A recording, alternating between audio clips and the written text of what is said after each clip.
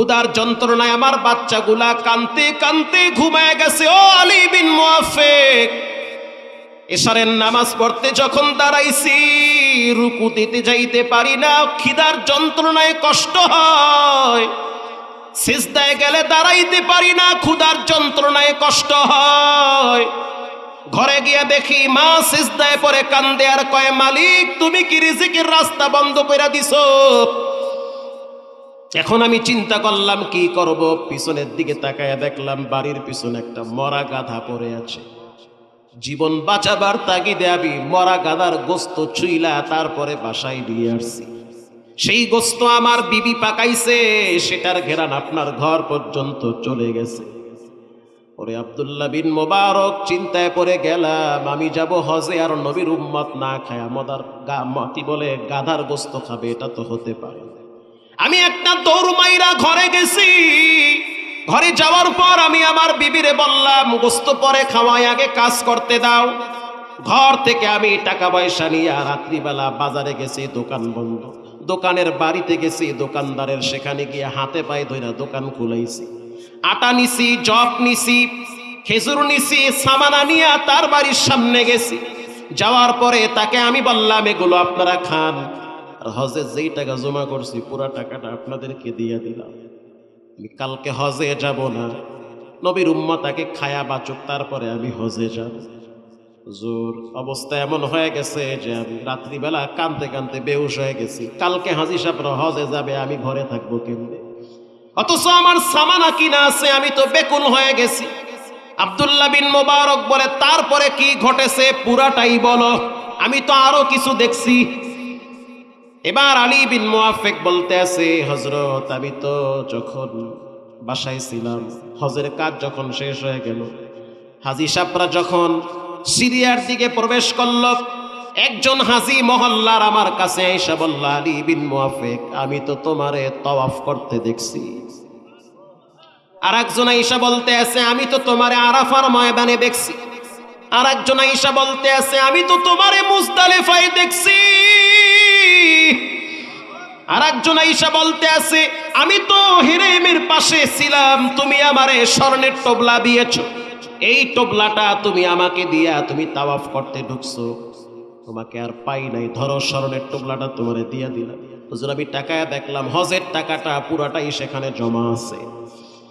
আব্দুল্লাহ বিন মুবারক বলে, তোমার পক্ষ থেকে রব্বুল আলামিন একজন ফেরেশতা পাঠায় দিয়া তাওয়াফ করাইছে, আরাফার ময়দানে লাব্বাইকের আওয়াজ দেওয়াইছে।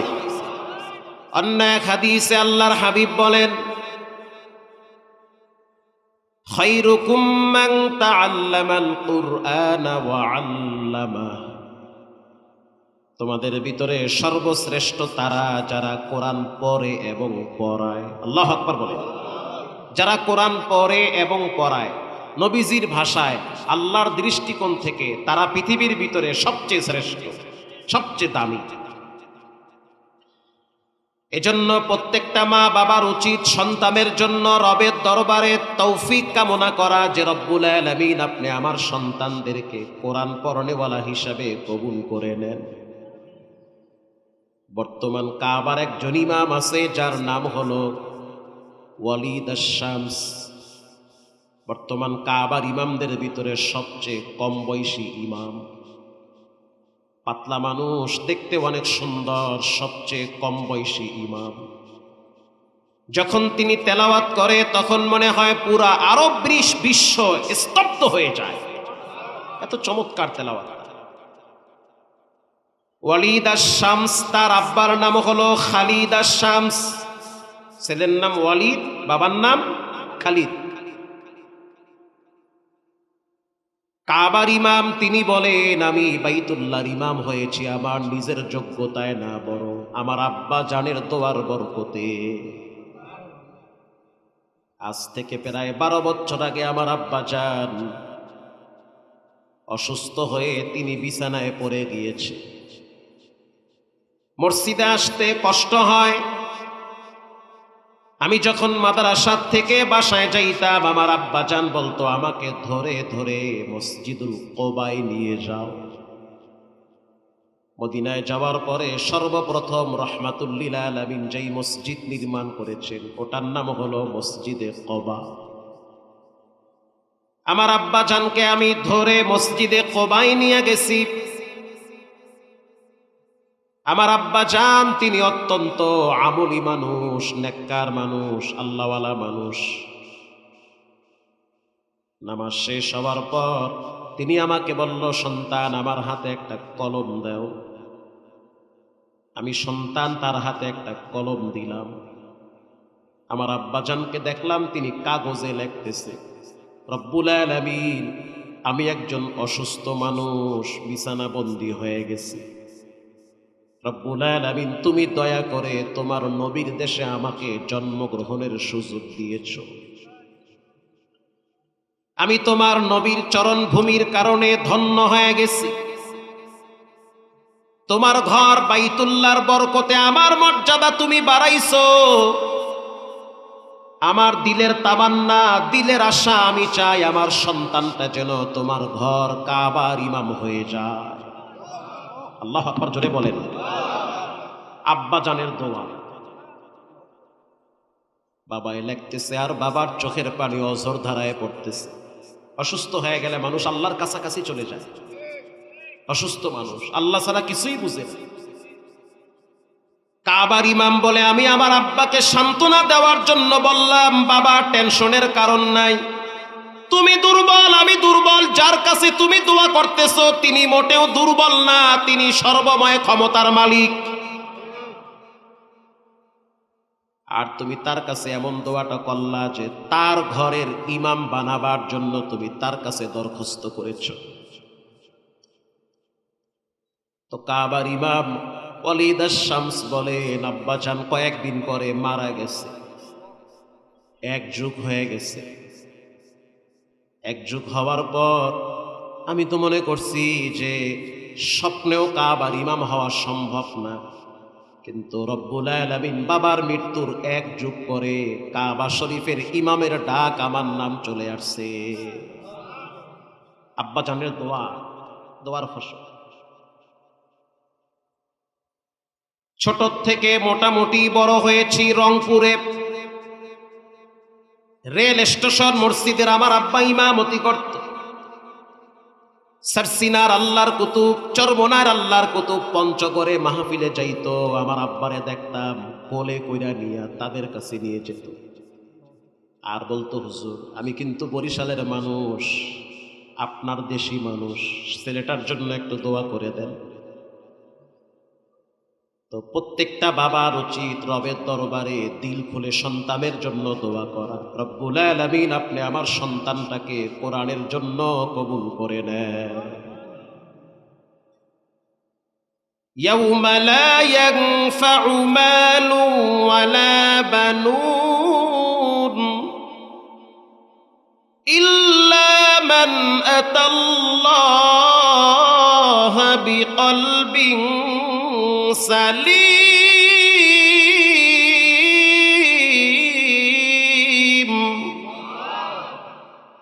রব্বুল আলামিন বলেন, মাল কাজে আসবে না, সন্তান কাজে আসবে না, বিচারের ময়দানে পবিত্র আত্মাটাই কাজে আসবে।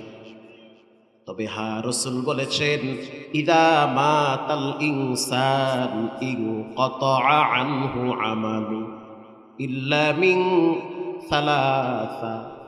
একজন মানুষ যখন কবরে চলে যায় তখন তার সব আমলের দরওয়াজা বন্ধ হয়ে যায়। তিনটা আমলের দরওয়াজা খোলা থাকে। এক নম্বরে সাদাকায়ে জারিয়া, যে ব্যক্তি আল্লাহর রাস্তায় দান করে। দান করলে মানুষ কখনোই ফকির হয় না, বরং কিস্তিতে আর লোনের কারণে মানুষ ফকির হয়ে যায়। আল্লাহর ওয়াদা আছে, কেউ যদি আমারে এক দেয় তাকে আমি 10 দেই। নবীর ওয়াদা আছে, ইন্নাস সাদাকা লা তুতফিউল গদাবার রব্বি। যখন কোনো মানুষ রবের জন্য দান করে তখন আল্লাহর রাগ তার উপরে ঠান্ডা হয়ে যায়। শুধু তাই না, রব্বুল আলামিন তার অতীতের গুনাহগুলো মাফ করে দেয়। অন্য এক হাদিস রাসূল বলেন, আস-সাদাকাতু তারুদ্দুল বালা। কেউ যদি চায় আমার মাথার উপরের বিপদগুলো কেটে যাক, সে যেন আল্লাহর রাস্তায় দান করে। যখন কেউ রবের জন্য মুক্ত হস্তে দান করে, রব্বুল আলামিনের ঘোষণা আছে, নবী আপনি জানায় দেন, বিচারের ময়দানে যখন সূর্যের তাপে মানুষ দাঁড়ায় থাকতে পারবে না, তখন দানকারী ব্যক্তিকে আরশে আজিমের ছায়ায় স্থান দেওয়া হবে। 2 নম্বরে, যে ব্যক্তি সন্তানকে দিনদার বানাইছে, বাপ রাস্তায় বের হওয়ার সময় সন্তানকে ধমক দিয়ে বলেছে মসজিদে আগে যাও, প্রাইভেট কোচিং পরে হবে। বর্তমান সময় ম্যাক্সিমাম মা বাবারা হাসরের ময়দানে ছেলেমেয়ের জন্য ধরা খেয়ে যাবে। পরে হাসরের ময়দানে ধরা তো পরের কথা, দুনিয়াতেই তো অনেক মা বাবা ছেলেমেয়ের কারণে বেইজ্জতি হয়। যেই মা বাবা সন্তানকে রব চিনায় না, রসুল চিনায় না, কোরআন চিনায় না, পশ্চিম চিনায় না, টুপি দাড়ি চিনায় না, কিবলা চিনায় না, মেসওয়াক চিনায় না, তসবিহ রুমাল চিনায় না, জায়নামাজ চিনায় না, লেখা রাখেন এক সময় দেখবেন ওই সন্তান মা বাবাকেও চিনবে না। আপনি কইলো ঠিক, না কইলো ঠিক, চিনে না তো। এরা বৃদ্ধাশ্রম বাড়তেছে, সংখ্যাও বাড়তেছে। বাবার কবরের সামনে দাঁড়ায় ছেলে লাঠি দিয়ে মৃত বাবার কবরে আঘাত করে সম্পদের জন্য হইতেছে। সন্তান যদি দিন শিখে, এটার একটা নেকির অংশ বাবার আমলনামায় জমা হবে। 3 নম্বরে, যখন কোনো মানুষ কোরআনের খেদমত করতে করতে কবরে চলে যায়, অথবা কোরআনের প্রতিষ্ঠানের জন্য সে নিবেদিত প্রাণ। আপনার বাসায় একটা বাচ্চা লজিন খাইছে, কদ্দুরার খাইছে, আপনারটা খায় নাই, আল্লাহরটা খাইছে। যখন আপনার বাসায় কোনো সন্তান খানা খাওয়ার পর হাফেজ হয়, আলেম হয়, আবার তার মাধ্যমে শত শত সন্তানরা কোরআন তেলাওয়াত শিখে, আবার তার মাধ্যমে লক্ষ লক্ষ ছাত্ররা কোরআন শিখে, নবীজি বলেন যতদিন পর্যন্ত, যত দূর পর্যন্ত মানুষ কোরআন শিখতে থাকবে, প্রথম যার বাসায় খাইলো, যার টাকায় চললো, যার সহযোগিতায় চললো, ওই ব্যক্তির আমলনামায় কিয়ামত পর্যন্ত নেকির একটা অংশ যেতেই থাকবে। এটা যেতেই থাকবে। কোরআনের ভিন্ন এক আয়াতে রব্বুল আলামিন বলেন, وَإِذَا قُرِئَ الْقُرْآنُ فَاسْتَمِعُوا لَهُ وَأَنصِتُوا لَعَلَّكُمْ تُرْحَمُونَ। আরো জোরে বলেন আল্লাহু আকবার। আল্লাহ বলেছেন, জোরে বলেন কে বলেছে? যখন তোমাদের সামনে কোরআন তেলাওয়াত শুরু হয়, যখন তোমাদের সামনে আমার তেলাওয়াত চলে, তখন তোমরা চুপ থাকবে, আওয়াজ করবে না। আল্লাহ কি লাভ হবে? রব্বুল আলামিন বলেন, দিলের কান লাগায় শুনবে, চুপচাপ থাকবে। লাআল্লাকুম তুরহামুন, তোমাদের উপরে একজনের পক্ষ থেকে রহমত নাজিল হবে। তিনি হলেন কে? প্রিয় ভাইয়েরা আমার, 3টা গুণ যার ভিতরে থাকবে তার জন্য রব্বুল আলামিনের সুসংবাদ আছে। তার জীবনে অন্য আমল যদি নাও থাকে, 3 গুণওয়ালা ব্যক্তিকে রব্বুল আলামিন জান্নাতের মেহমান বানাবে, আল্লাহর ওয়াদা আছে। 1 নম্বরে তিলাওয়াতুল কোরআন, যে কোরআন পড়ে, যে পড়ায়, তাদের ব্যাপারে সুসংবাদ দিয়েছেন কে? কোরআনের ভিতরে এমনও কিছু সূরা আছে যেগুলো তেলাওয়াত করলে মানুষের বাহ্যিক রোগের চিকিৎসাও হয়। আল্লাহর হাবিব বলেন, কেউ যদি সূরা ফাতিহা 7 বার তেলাওয়াত করে ফু দেয়, ঘরের ভিতরে অসুস্থ রোগী চলতে পারে না, অথবা স্ত্রী গর্ভবতী, বাচ্চা পেটের ভিতরে আঘাত করেছে, বমি চলে আসছে, ব্যথা শুরু হয়ে গেছে, অথবা আপনার বাচ্চাটা রাত্রিবেলা হঠাৎ অস্বাভাবিক আচরণ শুরু করেছে, অথবা আপনার মা প্রচন্ড ব্যথার কারণে রাত্রিবেলা চিৎকার মারে, ওই সময় হসপিটাল বন্ধ, রাস্তায় নিরাপদ না, গাড়ি পাওয়া যাবে না। রাসূল বলেন পানি নাও, গ্লাসে ভরো, তারপরে সূরা ফাতিহা 7 বার পড়ো। ইয়াকিন আর বিশ্বাস যদি থাকে তেলাওয়াত করে ফু মারো, অসুস্থ ব্যক্তিকে খাওয়াইতে থাকো, রব্বুল আলামিন মুহূর্তের ভিতরে তাকে শিফা দান করবে। আল্লামা জালালউদ্দিন সৈয়দী রাহমাতুল্লাহি আলাইহি বলেন, যার ঘরের কন্যা বড় হইছে কিন্তু বিবাহ হয় না, উপযুক্ত মেয়েটার বিবাহ হতে চায় না, বংশ ভালো, মা বাবার ব্যাকগ্রাউন্ড ভালো, মেয়েটার চরিত্র ভালো, কিন্তু সমাজের কিছু হিংসুকদের ভাঙ্গানির কারণে বিবাহ হয় না। আছে না নাই? এই হিংসুকরা যদি বাইতুল্লাহর গিলাফ ধরেও দোয়া করে, তাদের দোয়া রবের কাছে কবুল হবে না। আপনার জবান আর হাত যারা যদি প্রতিবেশী নিরাপদে না থাকে, যতই জিকির করেন, কোরআন পড়েন, হজ করেন, কোনো লাভ আপনার হবে না।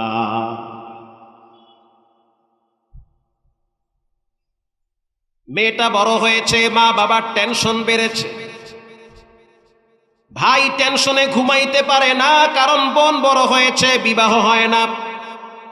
বাবায় রাত্রিবেলা চোখে গামছা দিয়া কান্দে আর কয়, আল্লাহ, সৃষ্টি করছো তুমি, রিজিক তোমার হাতে, বিবাহ শাদীও তোমার হাতে, কিন্তু এখনো হয় না।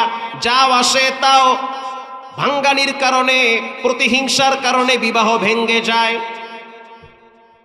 বিখ্যাত তাফসীর কারক আল্লামা জালালউদ্দিন সৈয়দী লেখেন, পরীক্ষিত আমল, যেই মেয়েটার বিবাহ হয় না ওই মেয়েটা যেন পবিত্র বিছানায় শোয়, বিছানার কাপড়টা যেন পাক থাকে, যেই পোশাকটা পরবে পোশাকটা যেন পবিত্র থাকে, ঘুমাবার আগে সে যেন উযু বানায়, উযু বানাবার পর যেন কয়েকবার দুরূদ শরীফ পড়ে, দুরূদ শরীফ পড়ার পর সে যেন সূরা কাউসার 80 বার তেলাওয়াত করে। সূরা কাউসার 80 বার তেলাওয়াত করতে মাত্র 15 থেকে 20 মিনিট লাগে। কোরআনের ভিতরে সবচেয়ে ছোট সূরা সূরা কাউসার। কেউ যদি সূরা কাউসার নিয়মিত 80 বার তেলাওয়াত করে, বেশি দিন লাগবে না, 1 সপ্তাহ সময় দিলাম, 1 সপ্তাহের ভিতরে রব্বুল আলামিন ওই মেয়েটার জন্য ভালো পাত্রের ব্যবস্থা করে দিবে। এই বয়ান 2-3 বছর আমি মুন্সিগঞ্জে করছি। কয়েকদিন আগেও মারিয়ালি বয়ানে গেলাম, বলল হুজুর আলহামদুলিল্লাহ অনেক মেয়েদের বিবাহ হচ্ছে সূরা কাউসারের উপরে আমল করতে গিয়ে।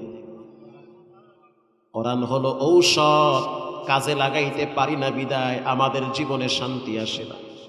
কোরআন শুধু পানি পড়ার তেল পড়ার জন্য আসে নাই, কোরআন পার্লামেন্ট চালানোর জন্য আসছে।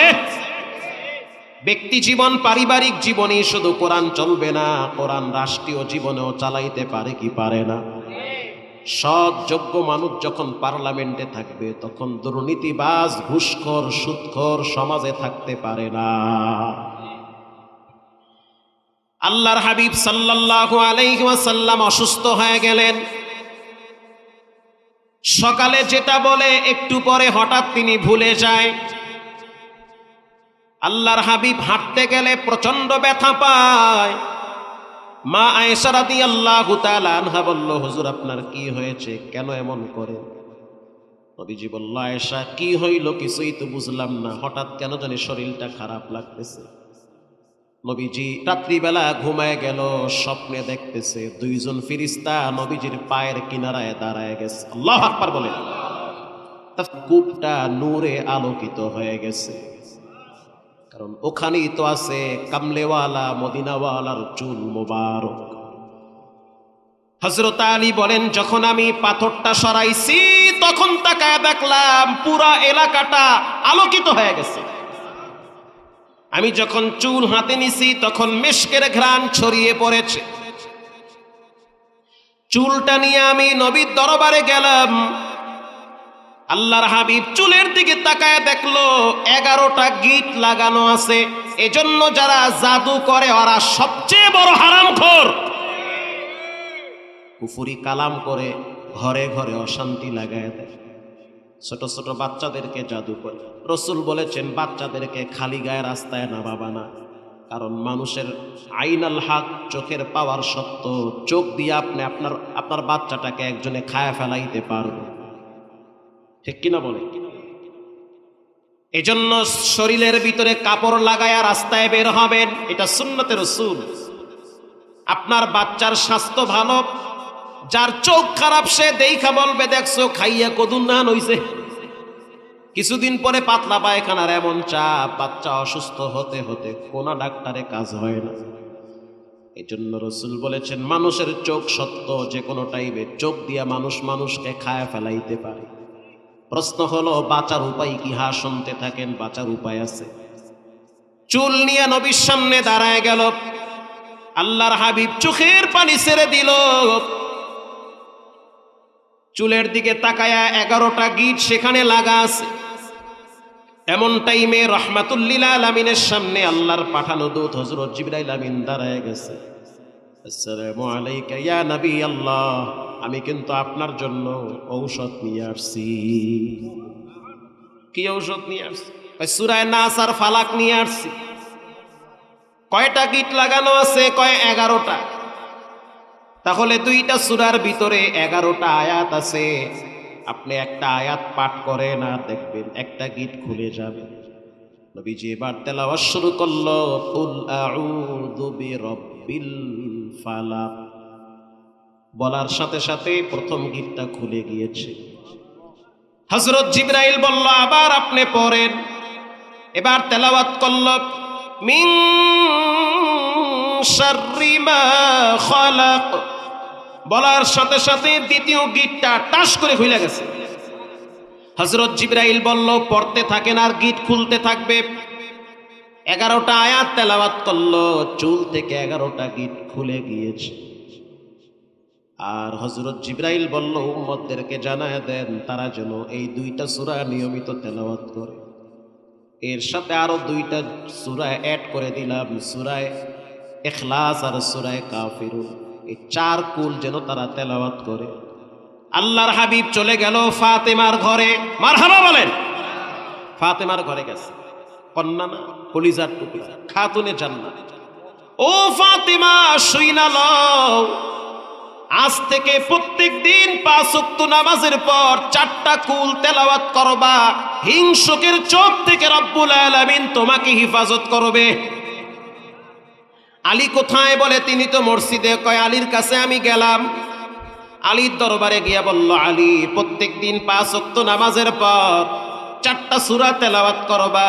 কুল হুয়াল্লাহু আহাদ, কুল ইয়া আইয়ুহাল কাফিরুন, কুল আউযু বিরাব্বিল ফালাক, কুল আউযু বিরাব্বিন নাস। 4 কুল তেলাওয়াত কইরা দম করো। পৃথিবীর কোন জাদু, কোন ব্ল্যাক ম্যাজিক তোমার দেহে আক্রমণ করতে পারবে না। বলেন এগুলো জানার দরকার আছে না নাই? বর্তমান সময় এই বিষয়গুলো আমাদের জানা খুব বেশি জরুরি। কারণ বর্তমান সময় হিংসুকদের উৎপাত কম না বেশি? অনেক বেশি। প্রিয় ভাইয়েরা আমার, কোরআনের ভিতরে একটি সূরা আছে, সূরার নাম সূরা ওয়াকিয়া। কেউ যদি মাগরিবের নামাজের পর সূরা ওয়াকিয়া তেলাওয়াত করে, ছোট্ট একটি সূরা তেলাওয়াত করতে 7 মিনিট টাইম লাগে।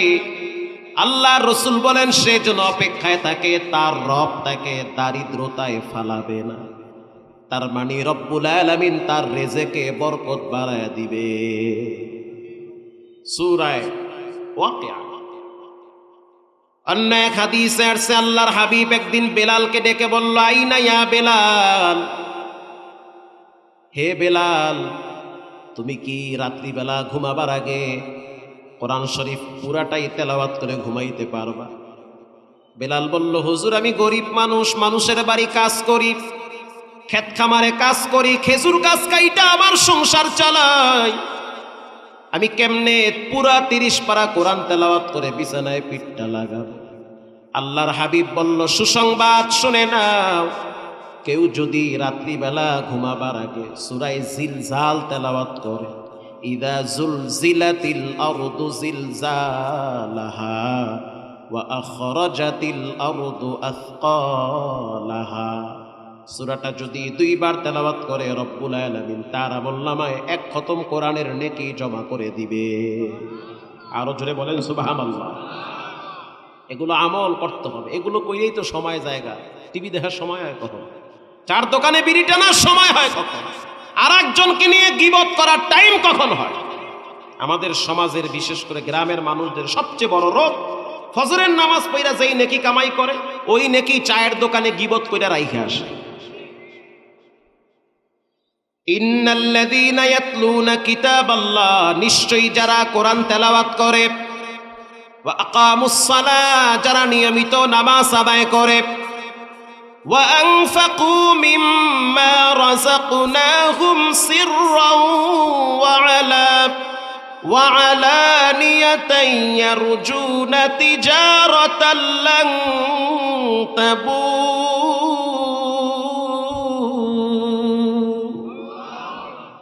রব্বুল আলামিন বলেন, যারা কোরআন শরীফ পড়ে, যারা নামাজ পড়ে, যারা সাদাকা করে, তাদের জন্য সুসংবাদ, তাদের মতো শ্রেষ্ঠ ব্যবসায়ী পৃথিবীতে আর কেউ নাই। পৃথিবী বিখ্যাত একজন মুহাদ্দিসের নাম হলো আব্দুল্লাহ বিন মুবারক। আল্লাহু আকবার বলেন। ইমাম বুখারীর উস্তাদ, ইমামে আজম আবু হানিফা রাহমাতুল্লাহি আলাইহির ছাত্র আব্দুল্লাহ বিন মুবারক রাহমাতুল্লাহি আলাইহি বিশাল একটা মাদ্রাসার তিনি প্রিন্সিপাল ছিল, শেখুল হাদিস ছিল। মাদ্রাসার ছাত্রর সংখ্যা ছিল প্রায় 90,000। ওয়ুনুল হিকায়াতে আসছে, আল বিদায়া ওয়ান নিহায়া, ইতিহাসের কিতাবে আসছে 90,000 তার মাদ্রাসার ছাত্র সংখ্যা ছিল। তিনি যখন হাদিস পড়াইতো প্রায় 3-4 কিলোমিটার পর্যন্ত তার কণ্ঠের আওয়াজ মানুষের কাছে যাইত। তার আজ কণ্ঠের অধিকারী ছিল। তিনি হাদিস পড়াইতো, ক্বালা রাসূলুল্লাহি সাল্লাল্লাহু আলাইহি ওয়াসাল্লাম, আল জান্নাতু তাহতা কুদামিল উম্মাহাত। ওরে মায়ের পায়ের নিচে রব্বুল আলামিন সন্তানের জন্য জান্নাতটা বিছায়া রাখছে। হাদিস যখন তিনি পড়ে, সাথে সাথে বাচ্চারা ঘরে গিয়া মায়ের হুজুর পানি আগায়া দেয়। কি ব্যাপার? বলে ওস্তাদ বলছে মায়ের পায়ের নিচে সন্তানের জন্য জান্নাত, হুজুর পানি দিছি, আপনার পাওটাও আমি সন্তান ধুইয়া দিই। আব্দুল্লাহ বিন মুবারক তিনি সম্পদওয়ালা ব্যক্তি ছিল। আপনাদের কষ্ট হয় নাকি? সম্পদওয়ালা ব্যক্তি ছিল, ইলমওয়ালা ব্যক্তি ছিল। ইদা সারা আব্দুল্লাহ মিম্মারউ লাইলাতান সারা আনহা নূরুহা ওয়া জামালুহা। তিনি ছিল ইলমের ভান্ডার, ইলমের জাহাজ, ইলমের ফ্যাক্টরি। তিনি যখন ইরাক থেকে বাগদাদ চলে গেল, এলাকার মানুষ বলল যে আব্দুল্লাহ বিন মুবারক মহল্লার থেকে চলে যাওয়া মানে মহল্লার থেকে ইলমের নূর চলে যাওয়া। আব্দুল্লাহ বিন মুবারকের একটা বৈশিষ্ট্য ছিল, প্রত্যেক বছর হজের টাইমে 1000 মানুষকে তিনি নিজের পকেটের টাকায় হজে পাঠাইতো। আরো জোরে বলেন। সম্পদ আল্লাহ আরো বাড়াইতেছে, কমে না। কেউ যদি রবের জন্য সম্পদ ব্যয় করে, রবের ওয়াদা আছে তার সম্পদ এমন ভাবে বাড়বে যে সে কল্পনাই করতে পারবে না। মজার একটা কথা, একজন গরিব ভিক্ষুক নবীর কাছে গিয়ে বলল, হুজুর কিছু সহযোগিতা করেন, বিপদে আছি।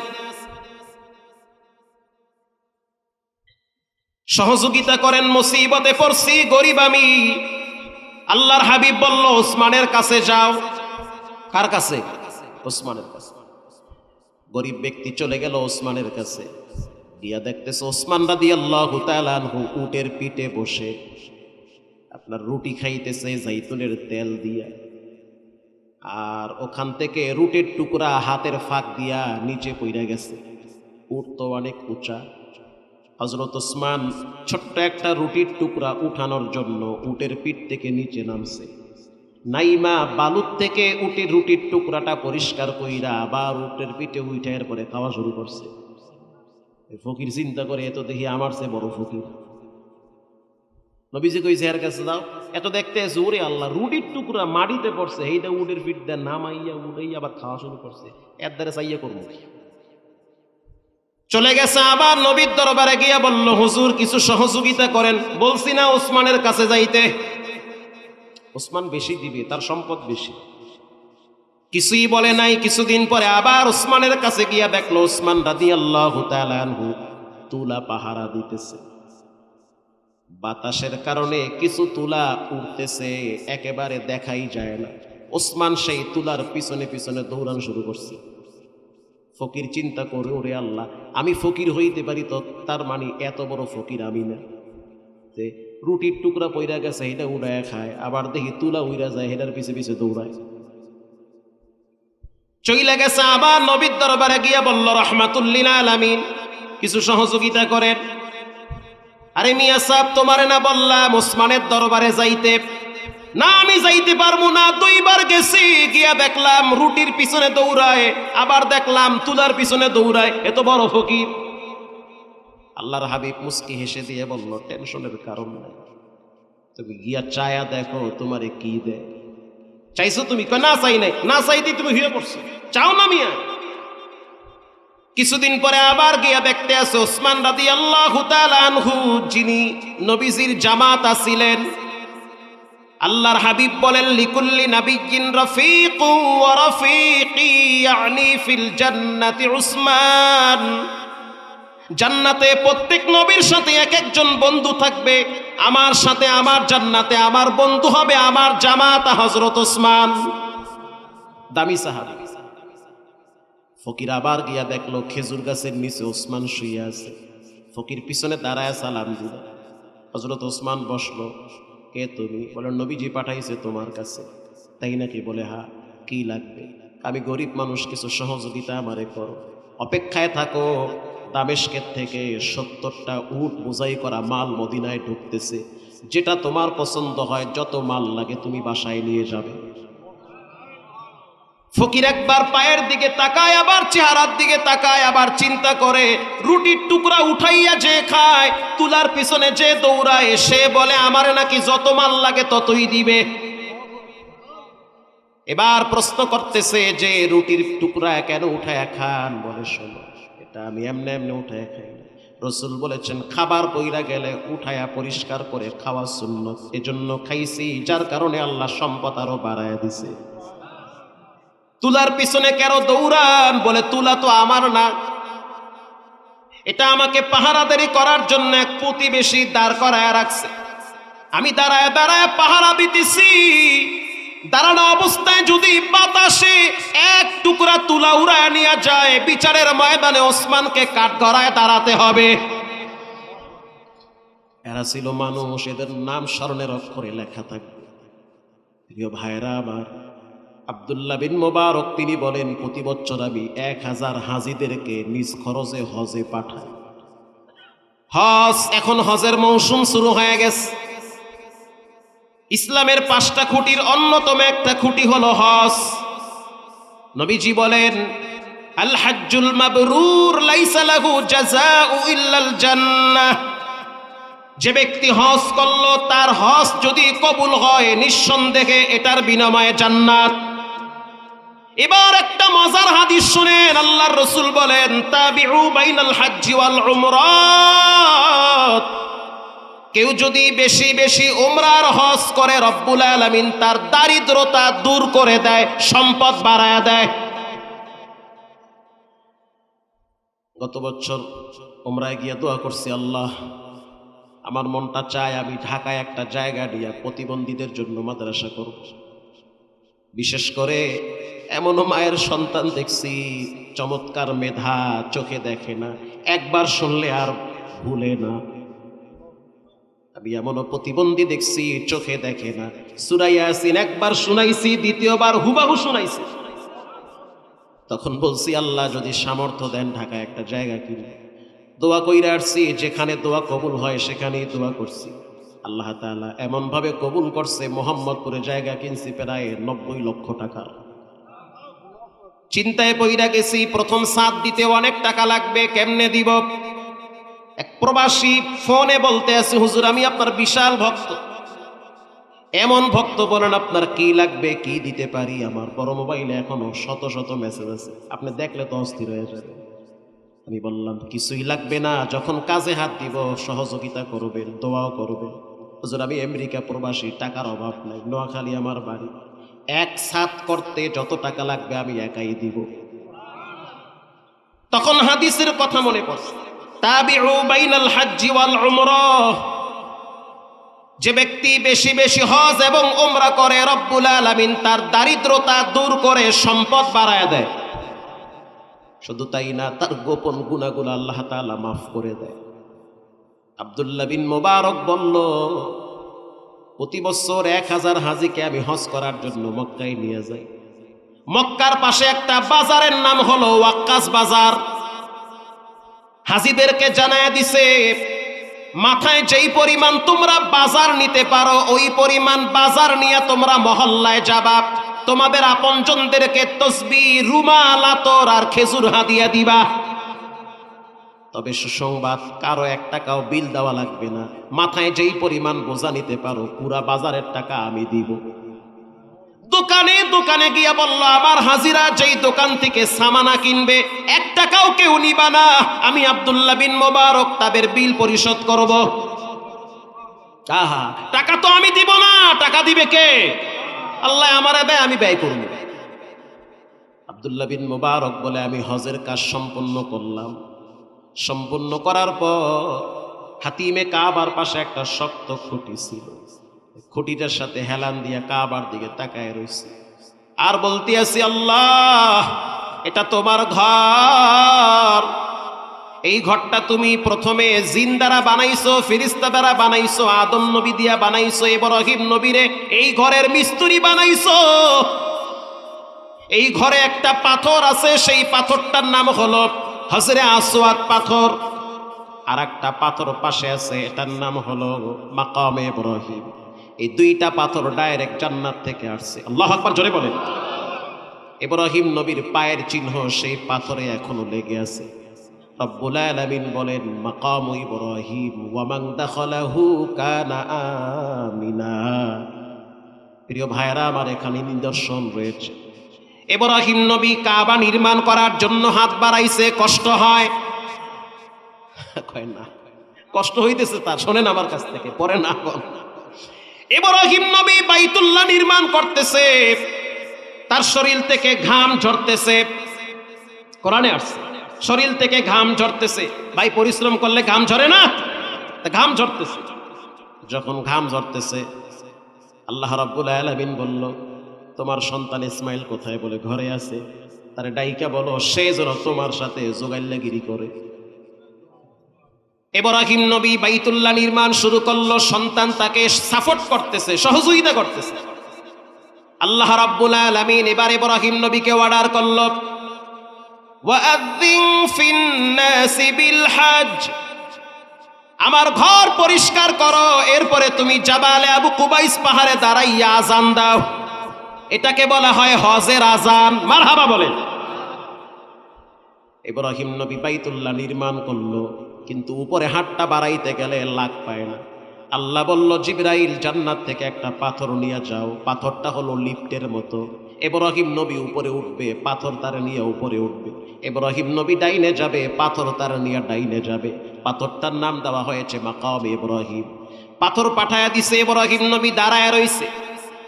এবার বলতে আছে ইব্রাহিম নবী, পাথর তুমি একটু ডাইনে যাও। বলার সাথে সাথে লিফটের মতো ডাইনে দৌড় মারছে।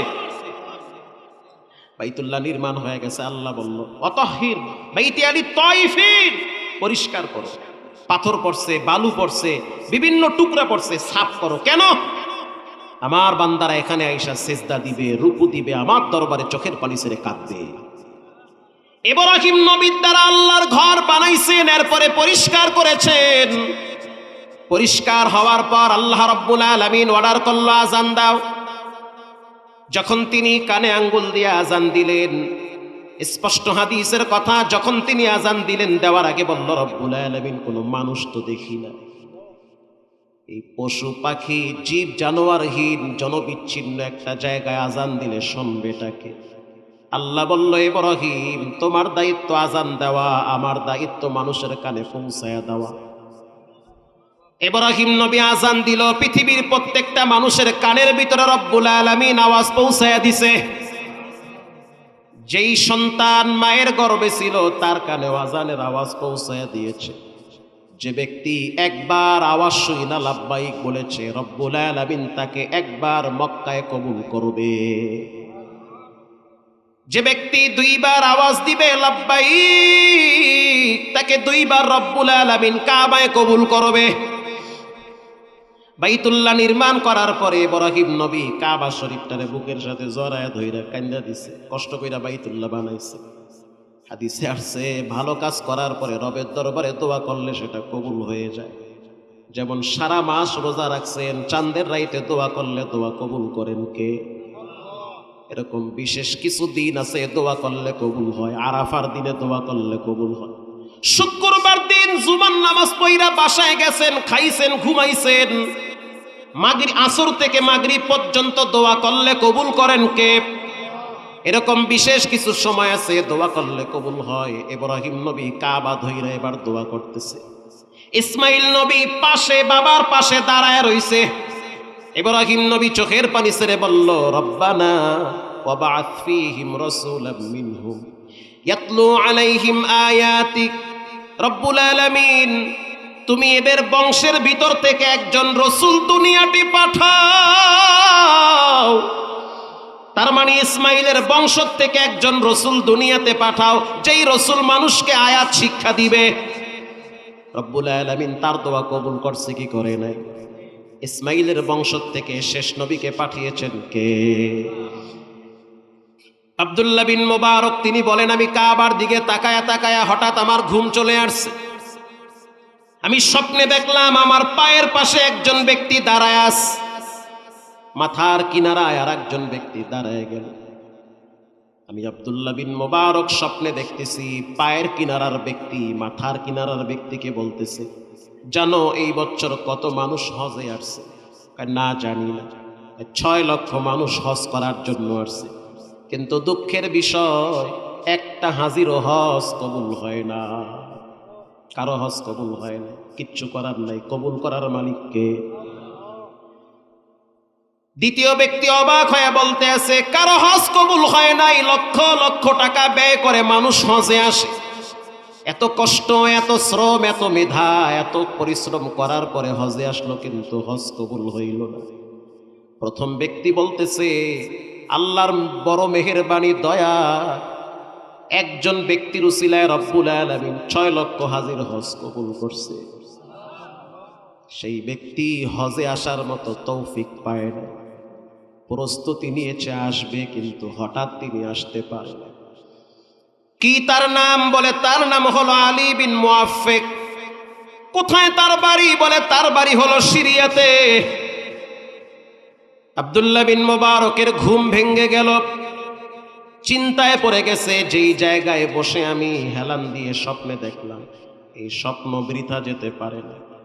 এটা রুকিয়ার শয়তান না, এটা হলো রুকিয়ার রহমান। মনে হয় রবের পক্ষ থেকে স্বপ্ন। আল্লাহু আকবার বলে।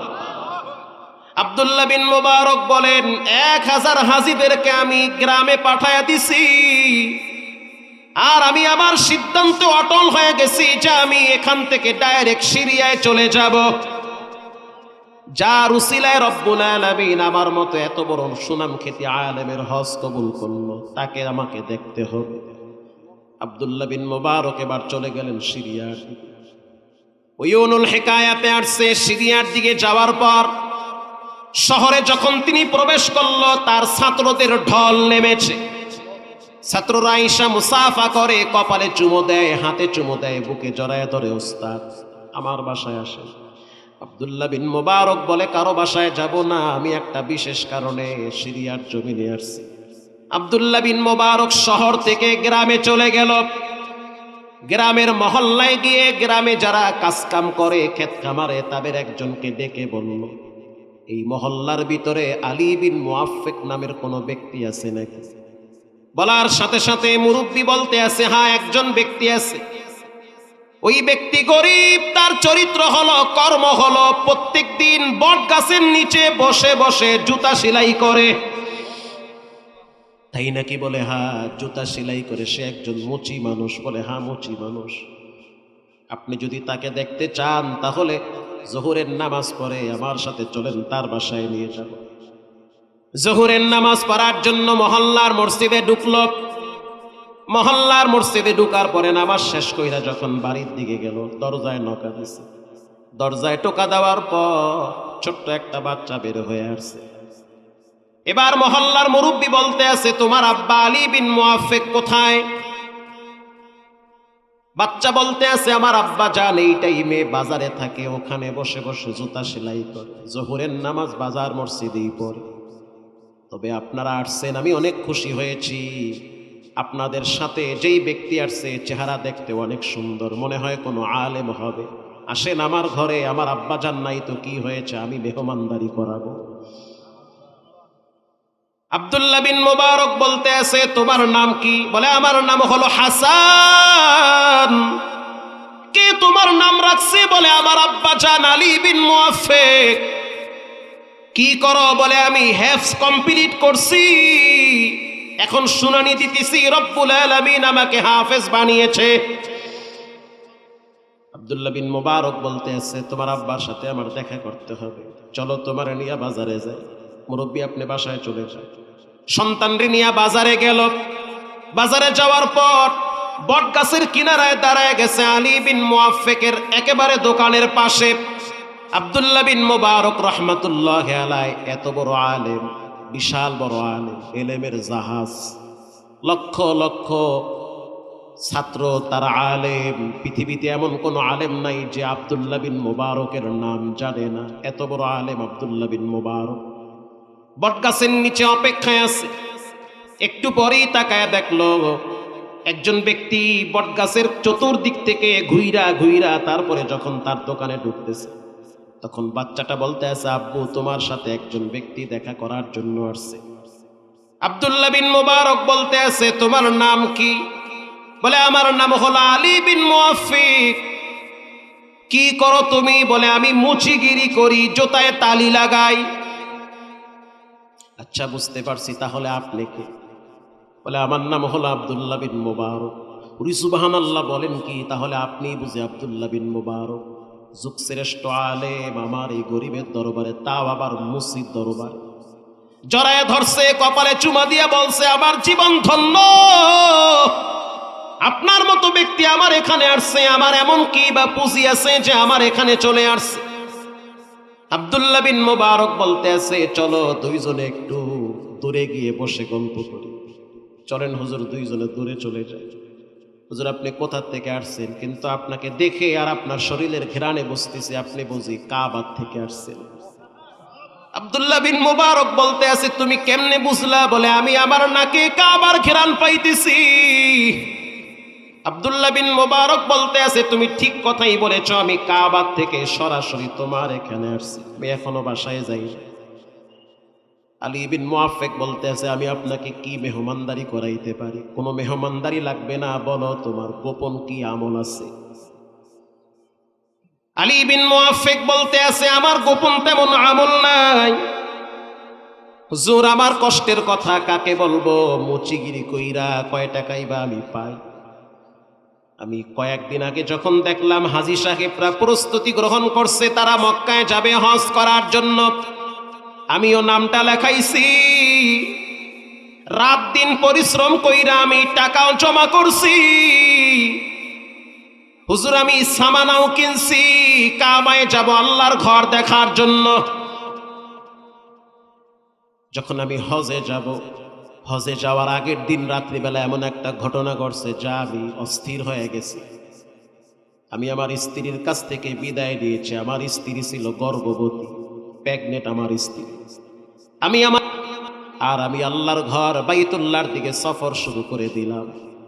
স্ত্রী বলতে আছে, স্বামী আমার, আপনি তো জানেন আপনার সন্তান আমার গর্ভে আছে, কিন্তু আমার মনে চাচ্ছে একটু গোস্তের খাবার খেতে। আমি আমার নাকে গোস্তের ঘ্রাণ পাইতেছি। গর্ভবতী নারীদের বিভিন্ন খাবার খেতে মনে চায়। আব্দুল্লাহ বিন মুবারক বলে, এই রাত্রিবেলা আমি কোথায় গোস্তের ঘ্রাণ, কোথায় আমি গোস্ত পাবো আর ঝোল পাবো? হুজুর, আমার স্ত্রী বলল, স্বামী আমার, তুমি একটু বাইরে নেমে দেখো যে কোথাও গোস্ত পাওয়া যায় কি। আমি জানি রাত্রিবেলা কোথাও পাওয়া যাবে না, তারপরও ঘর থেকে বের হয়ে গেলাম স্ত্রীকে সান্ত্বনা দেওয়ার জন্য। আমি যখন একটু বাইরে নামলাম, পাশের মহল্লায় ঢুকলাম, তখন আমি গোস্তের ঘ্রাণ পাইতেছি। আমি গোস্তের ঘ্রাণ পাওয়ার পর টার্গেট করে ওই বাড়ির দরওয়াজার সামনে গেলাম। দরওয়াজার সামনে যাওয়ার পরে বুঝতে পারলাম যে এই বাসার থেকে গোস্তের ঘ্রাণ বের হচ্ছে। দরওয়াজায় নক দিলাম, একজন যুবক ভিতর থেকে বের হয়ে সামনে আসলো। আমি তাকে বললাম, ভাই আমার স্ত্রী গর্ভবতী, তোমার বাসায় মনে হচ্ছে গোস্ত পাকানো হচ্ছে, একটু গোস্ত দাও আর ঝোল দাও, আমি আমার স্ত্রীকে খাওয়াবো, কালকে সকালে আমি হজে চলে যাব। যুবক চোখের পানি ছেড়ে দিয়া বলতে আছে, ভাই গোস্ত আমাদের জন্য হালাল, তোমার জন্য হারাম। এটা আমাদের জন্য হালাল, তোমাদের জন্য হারাম। হুজুর আমি চিন্তায় পড়ে গেলাম, আমিও মুসলমান, সেও মুসলমান, তার যেই কাবা আমার সেও কাবা, তার যেই রসুল আমিও একই রহমাতুল লিল আলামিনের উম্মত, অথচ তার জন্য হালাল আমার জন্য হারাম। কারণটা কি বলে বলা যাবে না, এটা গোপন ভেদ, এটা বান্দার আল্লাহ জানে। আমি তাকে বললাম, ভাই বলতে হবে সমস্যা কি, তোমার জন্য হালাল আমার জন্য হারাম।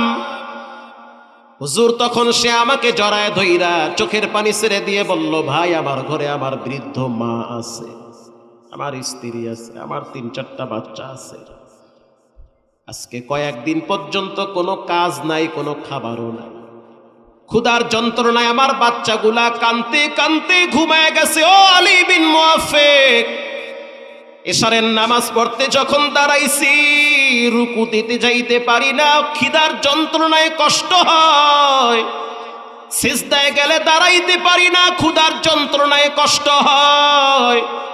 ঘরে গিয়ে দেখি মা সিজদায় পড়ে কান্দে আর কয়, মালিক তুমি কি রিজিকের রাস্তা বন্ধ করে দিছো? এখন আমি চিন্তা করলাম কি করব। পিছনের দিকে তাকায় দেখলাম বাড়ির পিছনে একটা মরা গাধা পড়ে আছে। জীবন বাঁচাবার তাগিদে আমি মরা গাধার গোস্ত ছুইলা তারপরে বাসায় নিয়ে আসছি। সেই গোস্ত আমার বিবি পাকাইছে, সেটার ঘেরান আপনার ঘর পর্যন্ত চলে গেছে। ওরে আব্দুল্লাহ বিন মোবারক, চিন্তায় পড়ে গেলাম, আমি যাব হজে আর নবীর উম্মত না খায় মদার মাটি বলে গাধার গোস্ত খাবে, এটা তো হতে পারে। আমি একটা দৌড় মাইরা ঘরে গেছি। ঘরে যাওয়ার পর আমি আমার বিবিরে বললাম, গোস্ত পরে খাওয়াই, আগে কাজ করতে দাও। ঘর থেকে আমি টাকা পয়সা নিয়ে রাত্রিবেলা বাজারে গেছি, দোকান বন্ধ, দোকানের বাড়িতে গেছি, দোকানদারের সেখানে গিয়ে হাতে পায়ে ধরে দোকান খুলাইছি। আটা নিছি, জব নিছি, খেজুর নিছি, সামানা নিয়ে তার বাড়ির সামনে গেছি। যাওয়ার পরে তাকে আমি বললাম, এগুলো আপনারা খান, আর হজে যেই টাকা জমা করছি পুরা টাকাটা আপনাদেরকে দিয়ে দিলাম, আমি কালকে হজে যাব না, নবীর উম্মতাকে খায়া বাঁচুক, তারপরে আমি হজে যাব। হুজুর অবস্থা এমন হয়ে গেছে যে আমি রাত্রিবেলা কানতে কানতে বেহুশ হয়ে গেছি। কালকে হাজী সাহেবরা হজে যাবে, আমি ঘরে থাকবো কেমনে? অথচ আমার সামানা কিনা আছে, আমি তো বেকুল হয়ে গেছি। আব্দুল্লাহ বিন মোবারক বলে, তারপরে কি ঘটেছে পুরাটাই বলো, আমি তো আরো কিছু দেখছি। এবার আলী বিন মুআফিক বলতে আছে, হযরত আমি তো যখন বাসায় ছিলাম, হজের কাজ যখন শেষ হয়ে গেল, হাজী সাহেবরা যখন সিরিয়ার দিকে প্রবেশ করল, একজন হাজী মহল্লার আমার কাছে এসে বলল, আলী বিন মুআফিক আমি তো তোমারে তাওয়াফ করতে দেখছি। আর একজন আয়েশা বলতে আছে, আমি তো তোমারে আরাফার ময়দানে দেখছি। আর একজন আয়েশা বলতে আছে, আমি তো তোমারে মুজদালিফায় দেখছি। আর একজন আয়েশা বলতে আছে, আমি তো হিরাইমের পাশে ছিলাম, তুমি আমারে স্বর্ণের টোবলা দিয়েছো, এই টোবলাটা তুমি আমাকে দিয়া তুমি তাওয়াফ করতে ঢুকছো, তোমাকে আর পাই নাই, ধরো স্বর্ণের টোবলাটা তোমারে দিয়া দিলাম। হুজুর আমি টাকায় দেখলাম হজের টাকাটা পুরাটাই সেখানে জমা আছে। আব্দুল্লাহ বিন মুবারক বলে, তোমার পক্ষ থেকে রব্বুল আলামিন একজন ফেরেশতা পাঠায় দিয়া তাওয়াফ করাইছে, আরাফার ময়দানে লাব্বাইকের আওয়াজ দেওয়াইছে। এবার আব্দুল্লাহ বিন মুবারক বলল, তোমার গোপন আর কি আমল আছে বল? হুজুর আবার 2টা আমল গোপন আছে, পৃথিবীর কেউ জানতো না। 1 নম্বরে, রাত্রিবেলা যখন সবাই ঘুমাইতো তখন আমি নীরবে প্রতিদিন 2-4টা সূরা তেলাওয়াত করতাম, আর আমি কোরআনের দিকে তাকায় বলতাম, হাযা কালামুল্লাহ, এটা একজনের কথা, তিনি হলেন কে? আর দ্বিতীয় আমল হলো রাত্রিবেলা যখন আমার স্ত্রী ঘুমায় যাইত, সন্তানরা ঘুমাইতো, তখন আমি আমার মায়ের রুমে চলে যেতাম। আমি আমার মায়ের পায়ের পাতায় তেল দিয়া মালিশ করতাম। আমার মায়ের পায়ের পাতায় প্রচন্ড ব্যথা, রাত্রিবেলা আমি ঘন্টার পর ঘন্টা পা টিপে দিতাম।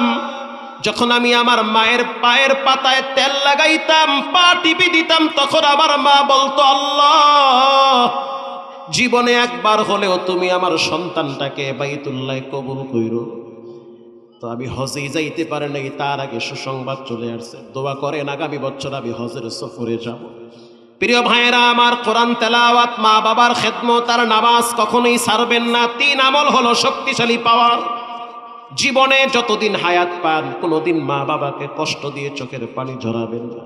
ওরে মায়ের দোয়ায় মানুষ বড় হয়, মায়ের দোয়ায় মানুষ ফকির হয়ে যায়, মায়ের দোয়ার কারণে মানুষ দামি হয়, হিরো হয়, আবার মায়ের দোয়ার কারণে মানুষ লাঞ্ছিত হয়, বেইজ্জতি হয়। আমি অনেক বড় বড় পাপী মানুষ দেখছি যারা গোপনে পাপ করে কিন্তু ধরা খায় না, এত অপরাধ করে মানুষ দেখি, তারপরেও তারে সালাম দেয়।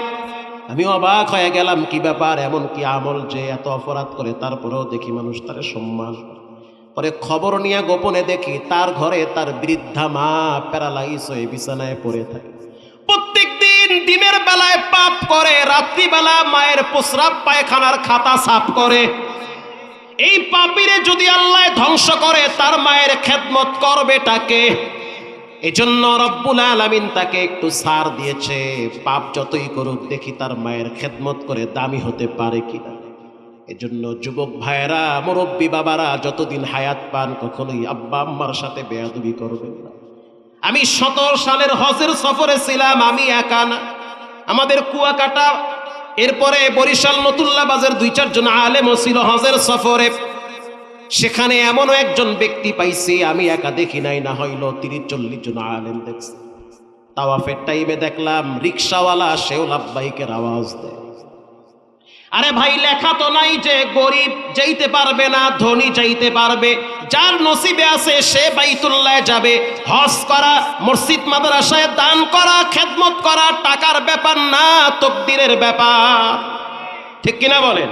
তকদিরের ব্যাপার। আমি তাকে বললাম, ভাই আপনি কি আরবি না বাঙালি? আমি তো বাঙালি হুজুর। তো বাঙালি মানুষ, আপনি কোথায় থাকেন? আমি কেরানীগঞ্জে সুনকুটিয়ায় থাকি। আরে সুনকুটিয়ার পাশেই তো হইল কদমতলি। সুনকুটিয়ায় থাকেন, কি করেন? বলে হুজুর আমি লাম্বা জামা পইরা রিক্সা চালাই। ওহো, আপনার মাথায় তো পাগড়িও দেখছে, আপনি কি সেই লোক নাকি? বলে হ্যাঁ, আমি পাগড়ি পইরা এরপরে রিক্সা চালাই, লম্বা জুব্বা পরিয়া। মাশাআল্লাহ, জুব্বা পইরা রিক্সা চালান তো হজে কেমনে আসছে? সে বলল, হুজুর আমি দুর্বল, কিন্তু আমার রব মোটেও দুর্বল না। আই হাই, কয় কি? আমি দুর্বল কিন্তু আমার আল্লাহ তো দুর্বল না। কথা শোনার পরে হাত পাও ঠান্ডা হয়ে গেছে। ঠিক কথাই তো বলছে, আমি আপনি দুর্বল কিন্তু স্রষ্টা তো দুর্বল না। সে কি দুর্বল? এবার আমরা তারে ঘিরা ধরছি মাতাবের ভিতরে, তাওয়াফ চলতেছে আমাদের, শেষ সিঁড়ির গোড়ায় বইসা ধরছি। ভাই কেমনে আসছেন সত্য করে বলেন? চিৎকার মেরে বলল, এটা আমার কোনো ক্রেডিট না, এটা হলো আমার মায়ের দোয়ার ফসল। আমি প্রথম বিবাহ করছি, আমার স্ত্রী চইলা গেছে। দ্বিতীয় বিবাহ করছি, আল্লাহ পাক সেই গর্বে 4টা সন্তান দিয়েছে, 4টাই হাফেজ। হুজুর, প্রথম বিবাহ করার পর আমার স্ত্রী আমার মাকে সহ্য করতে পারে না। আমার বাড়ি সেই পাটগ্রাম, কুড়িগ্রাম, একেবারে বর্ডারের কিনারায়। আল্লাহর দয়ায় আমি আমার মা বাবার সাথে একটাই সন্তান, আমার 2টা বোন বিবাহ দিয়ে দিয়েছি। বিবাহ করছি, বউ নিয়ে ঢাকায় গেছি। এদিকে শুনলাম মা অসুস্থ, মায়ের খেদমত কে করবে? কেউ নাই। আমি সিদ্ধান্ত নিয়েছি, যতই কষ্ট হোক আমি ভ্যান চালায় খাবো, তারপরও মাকে আমার সাথেই রাখতে হবে। আমার রক্ত মায়ের রক্ত তো একই রক্ত। আমি আমার মায়ের নিয়ে ঢাকায় আসছি। 2টা ছোট্ট রুম নিছি অল্প টাকায়, 3 সেট বস্তির রুম। এক পাশে আমার মা আর এক পাশে আমার বিবি। কিন্তু আমার মা প্রস্রাব পায়খানা করে দেয়, আমার বিবি সেটা সহ্য করতে পারে না। আমি আমার স্ত্রীকে বলছি, সাফ আমি করব, পরিষ্কার আমি করব, তোমার কিচ্ছু করতে হবে না। তারপরও আমার স্ত্রী বলল, না, তোমার মাকে অন্য জায়গায় রাখো, এই জায়গায় রাখতে পারবা না। আমি বললাম, শোনে নাও, আমার মায়ের উসিলাই তো তুমি আমারে পেয়েছো। আল্লাহ পাক আমাকে সুস্থ রাখছে মায়ের দোয়ায়। আজ আমার আব্বায় যদি থাকতো তাহলে আমার দায়িত্ব অনেকটাই কমে আসতো। আমার মা যেহেতু একা অসুস্থ, হুজুর তারপরে দেখা গেল স্ত্রী চলে গেল, আমাকে ডিভোর্স লেটার পাঠিয়ে দিয়েছে, সংসার করবে না। আল্লাহর দয়ায় আর একটা বিয়া করলাম, রব্বুল আলামিন একটা ধৈর্যশীল সহনশীল একটা স্ত্রী মিলাইছে। প্রত্যেক দিন দেখি আমার মায়ের খাবার আমার স্ত্রী পাকায়, কিন্তু আমি আমার স্ত্রীকে বলছি যে আমার মায়ের কোনো খেদমত তোমার করা লাগবে না, আমি নিজেই করব। আল্লাহু আকবার বলেন। সে আমারে দেখাইতেছে, 2 হাত দিয়ে আমি আমার মায়ের প্রস্রাব পায়খানা সাফ করছি, 2 হাত দিয়ে আমি প্রস্রাব পায়খানা সাফ করছি। আর আল্লাহর দয়া আজকে আমি হাত দিয়া কাবার গিলাফ ধরি, আমি আমার মায়ের প্রস্রাব পায়খানার খাতা সাফ করছি। আজকে আল্লাহর দয়ায় আমি আল্লাহর ঘরের কাবার গিলাফ ধরি। এটা আমার নিজের ক্রেডিট না, এটা আমার মায়ের দোয়ার ফসল। আমি যখন প্রতিদিন রাত্রিবেলা রিক্সা চালাইয়া মায়ের সুজি খাওয়াইতাম, খাইতে পারতো না, কষ্ট হয়, তখন আমার মা আমার জন্য আল্লাহর দরবারে হাত তুলতো, কারণ সে তো বৃদ্ধা, অসুস্থ, বাচ্চাদের মতো ব্যবহার। সে হাত তুইলা বলতো, আল্লাহ, যেই ছেলেটা প্রথম বিবি হারাইলো আমার জন্য, দ্বিতীয় বিবি আবার আনছে, মাশাআল্লাহ অনেক ভালো। আমি দোয়া করতেছি আমার সন্তানটাকে তুমি জীবনে একবার হলেও তোমার ঘর বাইতুল্লাহ যাওয়ার তৌফিক দান করো। হুজুর মায়ের দোয়ার বরকতে আল্লাহ কবুল করেছে। এজন্য এলাকার মানুষ পাক্কা নিয়ত করেন, মা বাবার সাথে বেয়াদবি করব না, আব্বা আম্মার সাথে খারাপ ব্যবহার করব না, উস্তাদদের সাথে খারাপ ব্যবহার করবেন না। মাদ্রাসা ভালো লাগলে কাছে আসেন, ভালো লাগে না ফাঁকে থাকেন, দুশ্মনী করা যাবে না। ভালো লাগলে আসেন, খেদমত করেন, দান খায়রাত করেন, নিজের নসিব খুলবে। আর যদি ভালো না লাগে 100 মাইল দূরে থাকেন, দুশ্মনী করা যাবে না। আমি পুরা প্যান্ডেলের ভিতরে 20 জন মানুষ চাই, ঠকবেন না। 20 জন মানুষ চাই 2 মিনিটের ভিতরে, 20 জন মানুষ চাই যারা মা হারাইছে। আমি আমার মায়ের জন্য 2 হাত ভরে খরচ করছি, ঠকি নাই, আল্লাহ আর এক জায়গা থেকে বাড়াইয়া দিছে। 20 জন মানুষ চাই, অল্প টাকা, মাত্র 1000 টাকা করে মায়ের জন্য মাদ্রাসায় দিব। 20টা লোক চাই আমার মতো যারা অসহায় আছে, 20 জন লোক হাত তুলে।